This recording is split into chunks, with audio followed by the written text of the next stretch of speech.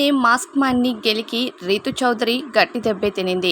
Big boss హౌస్లో contestants అంతా ఉదయాన్నే నిద్రలేచి కొంతమంది కిచెన్లో మాట్లాడుకుంటూ ఉంటే మరికొంతమంది గార్డెన్ ఏరియాలో ముచ్చట్లు పెట్టారు. అయితే బిగ్ బాస్ పాట వేసిన తరువాత కంటెస్టెంట్స్ అందరికీ గ్రాండ్ వెల్కమ్ కూడా తెలియజేశాడు బిగ్ బాస్.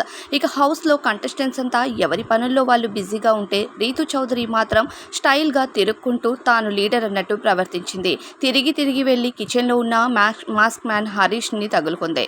ఇక అంతే, మాస్క్ మ్యాన్ సంగతి అందరికీ అర్థమై ఉంటుంది. అగ్ని పరీక్ష షో చూస్తే ఇక పిచ్చి ప్రశ్న వేయడంతో గట్టిగానే ఇచ్చి పడేశాడు. మీ టవల్ తెలియక ఎవరైనా యూజ్ చేస్తే ఏం చేస్తారంటూ రీతు చౌదరి అడిగిన ప్రశ్నకు గాను మీకు మీ టవల్ ఎవరైనా యూజ్ చేస్తే ఇష్టం ఉంటుందా అంటే లేదు అని చెప్తుంది రీతు.